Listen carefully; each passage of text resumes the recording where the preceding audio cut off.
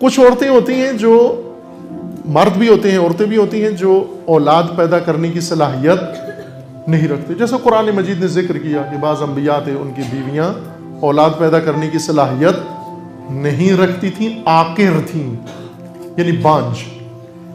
وہ عورت جس کے اندر اولاد پیدا ہی نہیں ہو سکتی جب تک خدا کا معجزہ نہ ہو جائے, معمول سے نہیں ہوگی. بعض اوقات یہ عورت جس کی اولاد پیدا نہیں ہوتی, شوہر کی بہنیں یا نند اور جو رشتہ داریں ہوتی ہیں, یہ شوہر کو اکساتی ہیں کہ اس کی اولاد نہیں ہوتی, تو دوسری شادی کر لے, اس کو چھوڑ دے, طلاق دے دے. اور یہ نہیں چاہتی طلاق لینا, تو ایک اداکاری ڈرامہ کرتی ہے. کیا ڈرامہ کرتی ہے؟ کہ اس کا بچہ ہونے والا ہے. یہ لوگوں کو بتاتی ہے کہ یہ حاملہ ہے اور عنقریب اس کے ہاں ولادت ہونے والی ہے.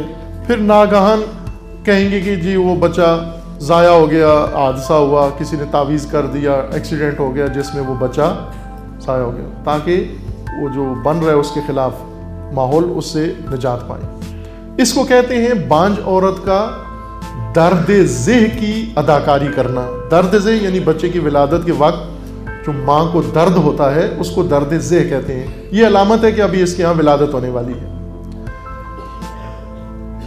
یہ تعبیر استعمال کی جاتی ہے اس طبقے کے لیے جو انقلابی نہیں ہوتا, ذات میں انقلابی نہیں ہے, جڑ سے انقلابی نہیں ہے, لیکن اداکاری کرتا ہے, انقلابی ہونے کی اداکاری کرتا ہے. یہ بانج ہے, بانج عورت کی طرح ہے جس کے یہاں کوئی ولادت نہیں ہونی, اور یہ جو چیخ رہی ہے, رو رہی ہے, یہ ڈرامہ ہے اس کا.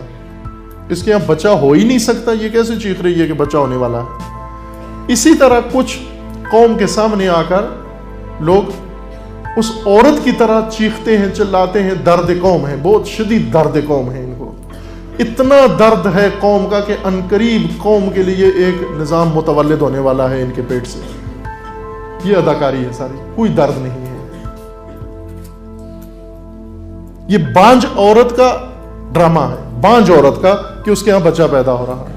یہ بانج ہے, نہ اس کے ہاں مکتب ہے, نہ اس کے ہاں نظریہ ہے, نہ اس کے پاس آئیڈیالوجی ہے, صلاحیت ہی نہیں ہے.